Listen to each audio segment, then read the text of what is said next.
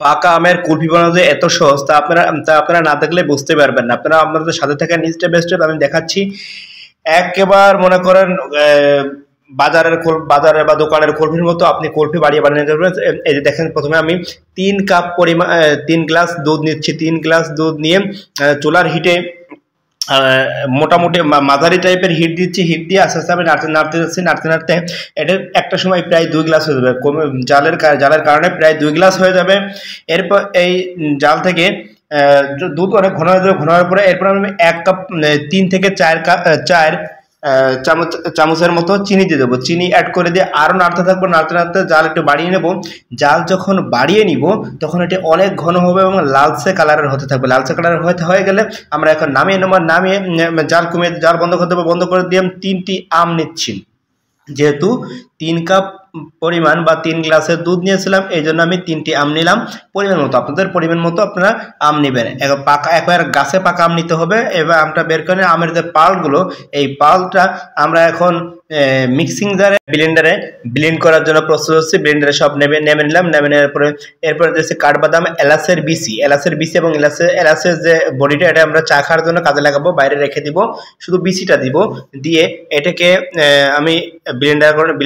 Blender করে নেওয়ার পরে এই যে এমন দেখাবে। এর মধ্যে আমি 1 চামচের মতো দুধ দিলাম। 1 চামচের মতো দুধ মিক্স করে আর একটু ব্লেন্ড করে দিয়ে পুরো মিশ্রণটাকে অ্যাড করে নিয়ে এইবার এটাকে আমি নামিয়ে নিব। এই যে অনেক ঘন হয়েছে এবং এটা এই দুধের মধ্যে দিয়ে একেবারে দুধের মধ্যে দিয়ে মিশ্রণটা কিছুক্ষণ হালকা হিটে দিয়ে নাড়াচাড়া করব। হালকা হিটে দিয়ে নাড়াচাড়া করলে পুরো মিশ্রণটা দুধ এবং আম আগাগোড়া সব চলে যাবে। আপনারা কাঠবাদাম যদি না থাকে আপনারা যে কোনো বাদাম দিতে পারেন। যদি বাদাম না দেন তাও হবে, কোনো সমস্যা নেই। এরপর যে কাজটা করব, যে কোনো পাত্র, আমি মাটির পাত্র নিয়েছি, আপনারা মাটির পাত্র, প্লাস্টিকের পাত্র বা যে কোনো জার বা মটকা ব্যবহার করতে পারেন, কোনো সমস্যা নেই। আমি মাটির এই যে ছোট ভাঁড় নিয়েছি, এই ভাঁড়ে করে ভাঁড়গুলো বলে কয়েকটা আমের পাল দিয়ে দিচ্ছি। আপনারাও চাইলে দিতে পারেন। কয়েকটা আমের পাল, আম কুচি এবং পেস্তা বাদাম কুচি দিয়ে দিচ্ছি। দিয়ে সুন্দর করে সাজ দিয়ে দিচ্ছি। এবার যতটুকু আমি 4টে ভরলাম। 4টে ভরার পরে এটা একেবারে মোড়ক দিয়ে উপরে বেঁধে দেবো। মোড়ক দিয়ে একবার বেঁধে দিচ্ছি। আর যেটুকু বেঁচে গিয়েছিল ওটাও আমি ওই যে পাতিলে নিয়ে নিলাম, প্লেটে নিয়ে নিচ্ছি। প্লেটে নেওয়ার পরে এটা আমি ওই একই প্রক্রিয়ায় আমের কুচি এবং পেস্তা দিলাম। পেস্তা দিয়ে মোড়ক এটাও বেঁধে দেবো। বেঁধে আমরা এখন ডিপ ফ্রিজে রাখবো পুরো 12 থেকে 24 ঘন্টা। 12 ঘন্টা রাখলেই হবে। যদি রাতে বানান তাহলে সকালে বের করতে পারবেন, সকালে বানালে রাতে বের করবেন। 12 ঘন্টা ডিপ ফ্রিজে রাখার পর দেখেন একেবারে মালাই হয়ে গিয়েছে। খাইতে দুর্দান্ত স্বাদ। এটা অবশ্য বলার অপেক্ষা রাখে না।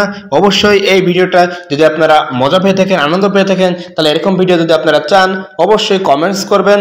আপনাদের কমেন্টস অনুযায়ী কিন্তু আমরা নিত্য নতুন শিক্ষামূলক ভিডিও নিয়ে চলে আসি। আর লাইক, শেয়ার, কমেন্টস সেভ করতে ভুলবেন না।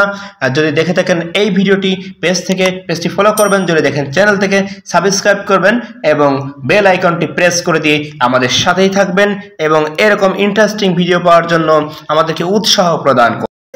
এই ভিডিওটা সম্পূর্ণ দেখার জন্য আপনাদেরকে অসংখ্য ধন্যবাদ। নতুন ভিডিও আসা পর্যন্ত আপনারা